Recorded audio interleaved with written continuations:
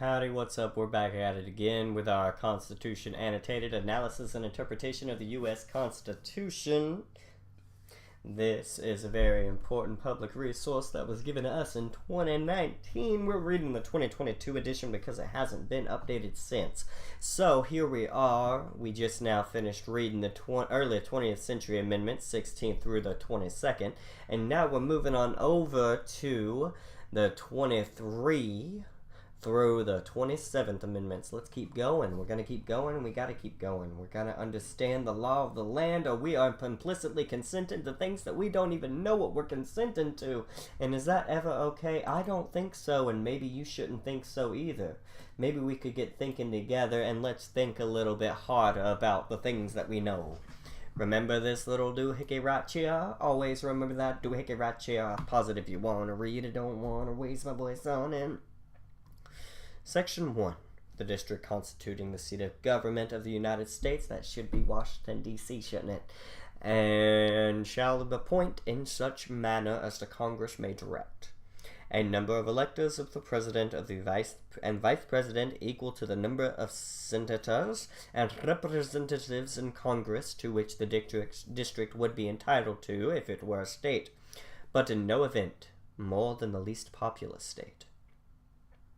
They shall be in addition to those appointed by the states, but they shall be considered for the purposes of election of the President and the Vice President to be electors appointed by a state, and they shall meet the district and perform such duties as provided in the 12th Amendment. Recall the 12th Amendment. It just outlaid the duties right here. Right here. It said a bunch of stuff. It said a bunch of stuff. You can pause it. Said a bunch of stuff.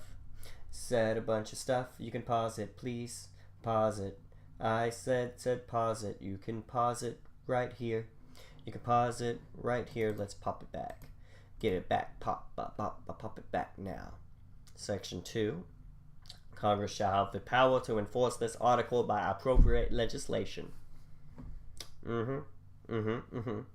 The 23rd Amendment was proposed by Congress on June 16, 1960, when it passed the Senate, having previously passed the House on June 14th. It appears officially in 74 Statute 1057.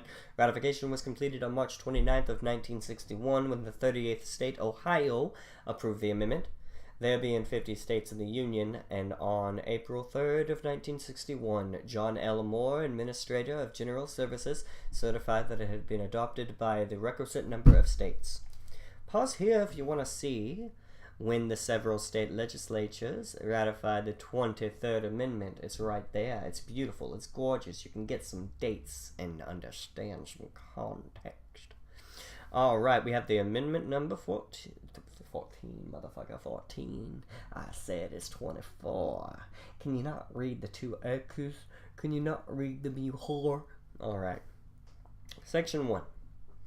The right of citizens of the United States to vote in any primary or other election for President or Vice President, for electors of President, Vice President, or for Senator or Representatives in Congress shall not be denied or abridged by the United States or any state by reason of failure to pay any poll tax or other tax.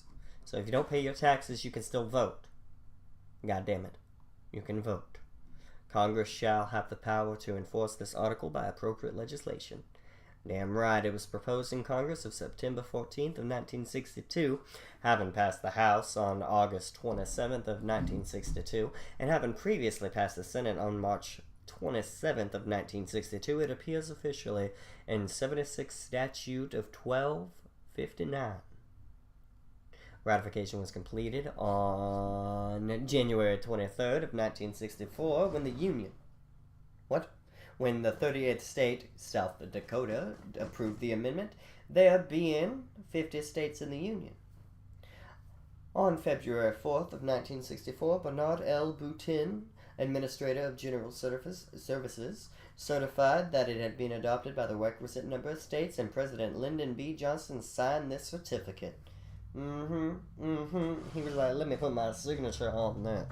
Let me slap a signature on that. Now you can pause here if you want to see when these special little dates of these little states Wanted to sign him into law. Wanted to sign him into law. Sign him into law. Sign him into law. Sign him into law. Sign him into law. Sign him into law. Sign him into sign him into law. Sign him into law. Sign him into law. Oh my God, it's dead. It's so dead. It's dead again. Oh my God. All right, I gotta plug that in and charge it or something. All right, amendment number 25. In case of removal of the president from office or his death or resignation, the vice president shall become the president. God damn it! God damn it! God damn it! And whenever there's a vacancy in the office of the vice president shall nominate a vice president who shall take the office upon confirmation by a majority vote of both houses of Congress. And whenever the president transmits to the president pro tempore of the Senate and the Speaker of the House of Representatives his written declaration, he is unable to discharge the powers and duties of his office, and until he transmits them a written declaration to the contrary, such powers and duties shall be discharged by the Vice President as acting President. And whenever the Vice President and a majority of either the principal officers of the executive departments and other such bodies of Congress but may by law provide, transmit to the President pro tempore of the Senate and the Speaker of the House of Representatives their written declaration that the President is unable to discharge the powers and duties of his office, the Vice President shall immediately assume the powers and duties of the office as acting President. Are we about to see a Kamala Harris presidency if Biden wins re-election? Swear to God, that's where it's going. Thereafter, when the president transmits to the president pro tempore of the Senate and the Speaker of the House of Representatives, oh my God, his written declaration that no inability exists,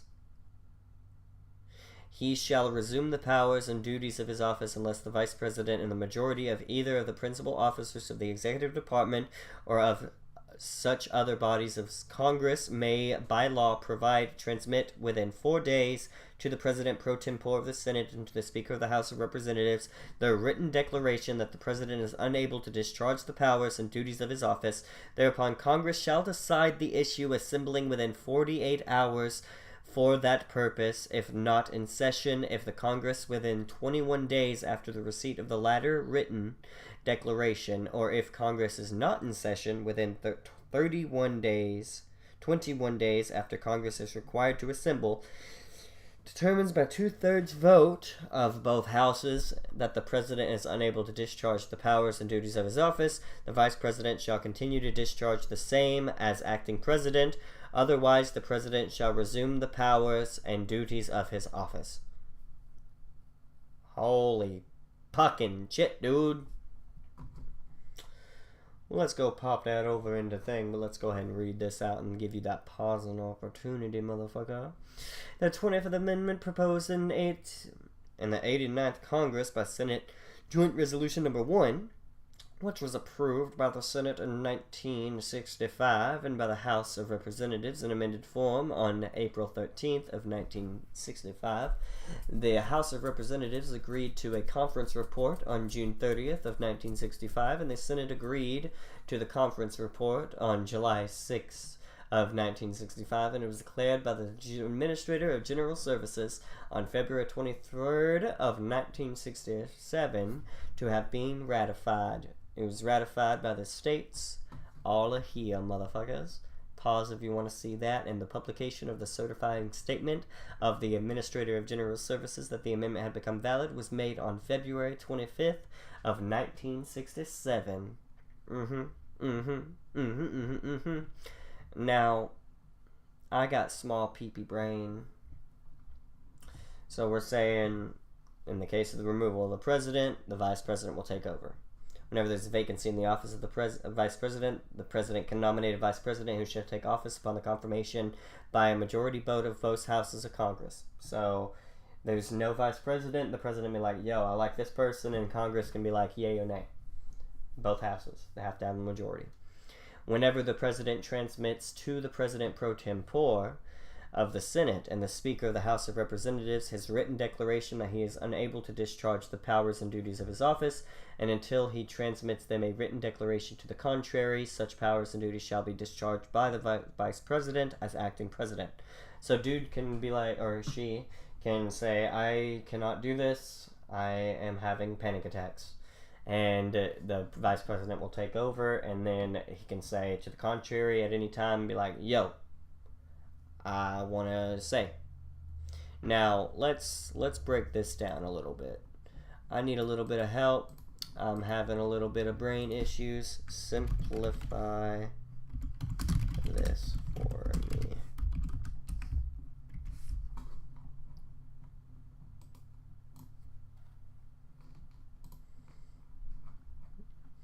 If the Vice President and a majority of the top executive officers or any other designated body tell the Senate's President pro tempore and the House of Representatives Speaker in writing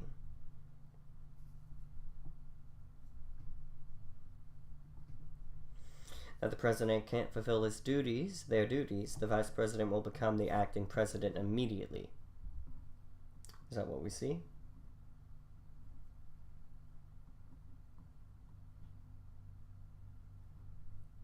Yep, good. So if the Vice President and a majority of the principal officers of the executive departments or such other body as Congress may by law provide, so Congress can also say there's another body that can do this, transmit to the President pro tempore of the Senate and the Speaker of the House their written declaration.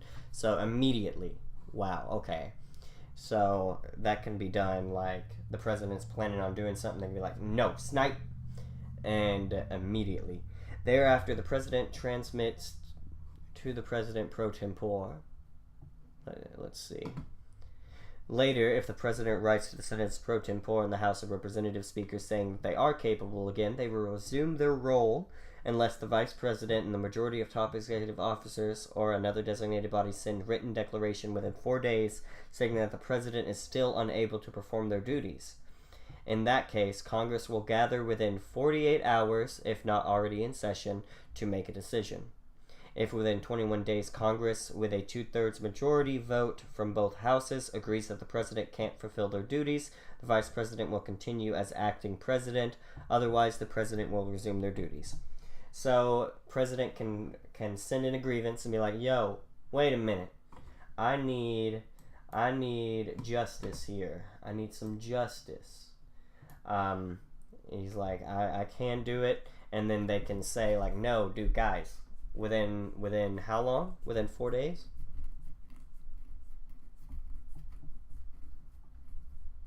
Another designate within 4 days stating the President is still unable to perform the duties. So the President can like send a letter and be like, yes, I can do this. And they can be like, guys, no, he can't. No, he cannot do this. No, don't listen to him. And then Congress will have to gather within 48 hours, if not already in session. So let's see where they're saying. With assembling within 48 hours for purpose if not in session. If the Congress within 21 days after receipt of the declaration is not in session, is required to assemble and determine by 2/3 votes is unable to discharge the office. Okay, so then the Vice President will continue. So they have to vote, and a majority of them have to say he cannot, or she cannot, or they cannot. Interesting, good stuff. So, we can see when that was ratified. Good deal. I guess there was like, was that when dude got shot? Who knows? I don't know yet. So this is XXVI, so we got 26. The right of citizens of the United States who are 18 years of age or older to vote shall not be denied or abridged by the United States or by any state on account of age. Congress shall have power to enforce this article by appropriate legislation. So it's saying 18-year-olds are able to vote, by God. The 26th Amendment was proposed by Congress on March 23rd, 1971. Upon passage by the House of Representatives, the Senate had previously passed an identical resolution on March 10th of 1971. It appears officially in 85 Statute 825. Ratification was completed on July 1st of 1971 when the action by the legislature of 38th State, North Carolina was concluded, and the Administrator of General Services Administration officially certified it to have been duly ratified on July 5th of 1971. Now we have, as the publication volume ratified the amendment, here you go. Pause here if you want to see the specific dates. They are specific. You like to see them. No law varying the compensation for the services of senators and representatives shall take effect until an election of representatives shall have intervened. Nice. This 27th Amendment was proposed by Congress on September 25th of 1789 when it passed the Senate, having previously passed the House on September 24th.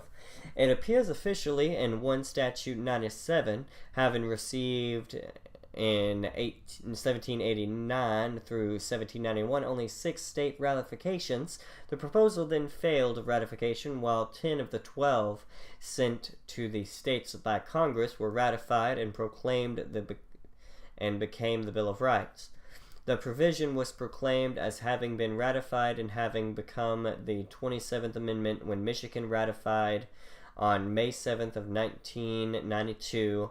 There being 50 states in the Union, proclamation was by the Archivist for the United States pursuant to 1 USC semicolon, whatever that is, not semicolon, simoleon symbol. I don't know what that is. And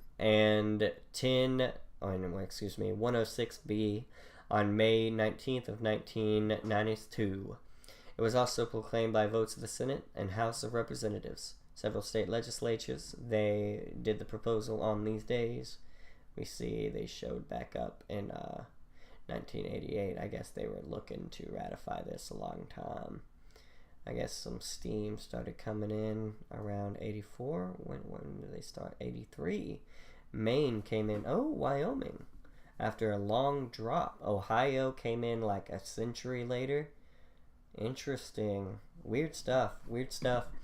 So these are proposed amendments not ratified by the states. Intro 3.7. Let's make that a different video. That's what